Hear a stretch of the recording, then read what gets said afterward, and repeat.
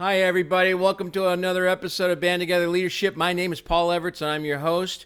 You can reach me on my email address, which is BAND, the number together, band together, I know, catchy, at Comcast.net. You can also go to our website, which is conductingmylife.com, and you can get this beautiful book, Conducting My Life. I do have them here as well, so if you want to have one, buy one. I can sell you them. They're in my garage. I'd love to do that. Also, I have a blog, and I have a podcast, too, that you can get to through conductingmylife.com. Want to thank my high school friend, Michael, giving me some pointers. He is a cameraman for Southern California area, and he said, Paul, you need to direct the lighting more to you. Close the curtains. Get the light. And I said, okay, Michael, I'm going to do it. And I think it's working, don't you? Anyway, we are working on John Maxwell's right here, The 15 Irrefutable Laws of Leadership, and I would highly recommend the book to you. I'm also a speaker, trainer, and coach for the Maxwell leadership team. If you'd like to hire me, please do. I just got back from Visalia. We had 2 exciting days on April 29th and April 30th, and I'm telling you that it's April the 19th, actually. See how confident I am that I would say, hey, we had a great turnout April 29th and April 30th. And again, I'm recording this on April 19th at 9:48 a.m. Anyway, but if you'd like me to, again, be a speaker, trainer, and coach for you, your team, your church, your school, your music group, I'm here for you. John Maxwell is a great author. I've been blessed with his material, invested in his company. I would love to be out there with you because our saying at Band Together, as corny as it is, it's really cool. Better people make better leaders. And we need that so badly, don't we, right now? Oh, my gosh. April 19th, stuff's still happening, man. Inflation's out of control. Blaming others is out of control. We call that blame shifting. That's out of control. Forgiveness not being given to others, out of control. I know that. I'm experiencing that with a couple people right now going, hey, how about you just think about the fact that I said sorry? And if you don't like that, then you're ill and you need to get help. You really need to get help. It's critical that you get help because part of our culture is forgiveness. We see drop in church attendance, be it Christian, Jewish, Muslim. But part of us as Christians, I'm a Christian. I'm not going to avoid saying that to you. That's who I am. Forgiveness is a big part of it. So is sacrifice. And today, I believe, if I'm correct, there it is, chapter 18, the law of sacrifice. And the law of sacrifice says a leader must give up to go up. One of the most incredible turnarounds in American business history dramatically demonstrates the law of sacrifice. It happened at the Chrysler Corporation in the early 1980s. That's when I was 14. Anyway, it happened at the Chrysler Corporation in the early 1980s. Chrysler was in a mess, despite a prior history of success. The company has been around since the mid-1920s when Walter Chrysler reorganized the Maxwell and Chalmers Motor Car companies and gave business his name. In 1928, he bought out Dodge and Plymouth, and by 1940, the year he died, he had the second largest auto company in the world, ahead of Ford, the pioneer of the industry, and behind only General Motors. It was a tremendous success story. At one point, Chrysler had captured 25% of the entire domestic automobile market. The company remained fairly strong through the 1960s. A hallmark of its cars was innovative engineering. For example, Chrysler engineers designed the first electronic ignition for cars, the first hydraulic brakes, and the first under-the-hood computer. And in the 1960s, its cars were also known for high performance, with models such as the Barracuda, the Dodge Daytona, and the Plymouth Roadrunner. Oh, yeah, I remember that. Plymouth. That was the free. Okay, called by some the ultimate street racer. New heading, a devastating downturn. But by the 1970s, the company was declining rapidly. In 1978, its market share was down by from 25% to a puny 11%. And things were getting worse. The organization was headed for bankruptcy. Then, in November 1978, Chrysler brought aboard a new leader. His name, Lee Iacocca. Mr. Iacocca was a seasoned car man who had worked his way up through the ranks of Ford. Though educated as an engineer, Iacocca had voluntarily started his career in sales for Ford in Pennsylvania in the 1940s and eventually earned his way to headquarters in Dearborn, Michigan. While there, Iacocca led teams who created groundbreaking automobiles such as the Lincoln Continental Mark III and the legendary Mustang, one of the most popular cars in history. I love the Mustang. Now, the electric Mustang looks kind of funky. Oh, wait. In 1970, Lee Iacocca became the president of the Ford Motor Company, the highest leadership position possible under Chairman Henry Ford II. In all, Iacocca worked for Ford for 32 years. And when he left in 1978, I was 12, the company was earning record profits, having made $1.8 billion in each of his last 2 years running the business. Though the separation was not pleasant, between the severance package he received and the stock he had acquired while at Ford, Iacocca was in a position where he would never have to work again. Can you tell? That's our son and daughter-in-law's dog. This is really from my house. Okay, anyway, moving on. Leader to the rescue. Chrysler's invitation for Iacocca to come and presented him with the opportunity and the challenge of a lifetime.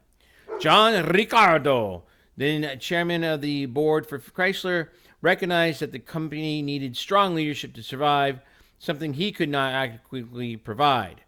According to Iacocca, Ricardo knew that he was in over his head. Well, that's pretty humbling, isn't it? Just take that as a leadership thing, when you realize you're in over your head. So he wanted to bring in the former Ford man as president of Chrysler. In turn, Ricardo would step aside in less than 2 years so that Iacocca could become chairman and CEO. John Ricardo was willing to sacrifice himself for the good of the company. As a result, Iacocca would have the chance to realize a lifelong dream, becoming the top man at one of the big three. Iacocca gave up to go up. Iacocca accepted the job, but it also started him down his own road of personal sacrifice. The first sacrifice came in his finances. The salary he accepted at Chrysler was little over half of what he had earned as the president of Ford. The next sacrifice came in his family life. At Ford, Iacocca had always prided himself on the fact that he worked hard from Monday to Friday, but he always set aside Saturday, Sunday, and most Friday nights for his family. And when he came home from work at the end of the day, he left his troubles at the office. But to lead Chrysler, Iacocca had to work almost around the clock. On top of that, when Iacocca got home, he couldn't sleep. Iacocca later described the company as having been run like a small grocery store, despite its size. There were no viable financial systems or controls in place. Production and supply methods were a mess. Products were poorly built. And nearly all of the divisions were run by turf-minded vice presidents who refused to work as a team. Morale was abysmal throughout the company. Customer loyalty was the worst in the business. And the company continued to lose money. New heading. When all else fails, make another sacrifice. Iacocca understood that successful leaders have to maintain an attitude of sacrifice in order to turn around an organization. They have to be willing to do what it takes to go to the next level. Iacocca fired 33 of the 35 vice presidents during a 3-year period. Yet, things continued to worsen. The country was experiencing a terrible recession,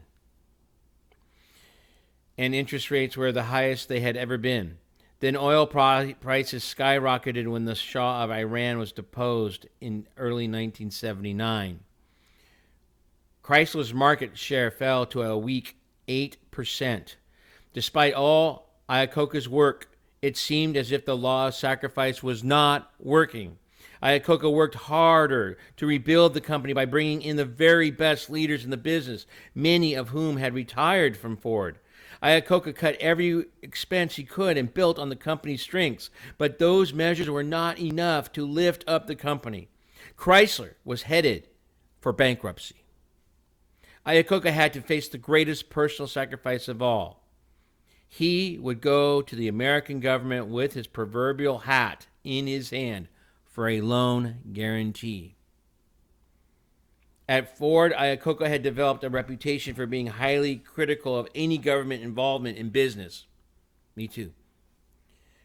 So when he approached Congress for help, no one spoke very kindly about Iacocca.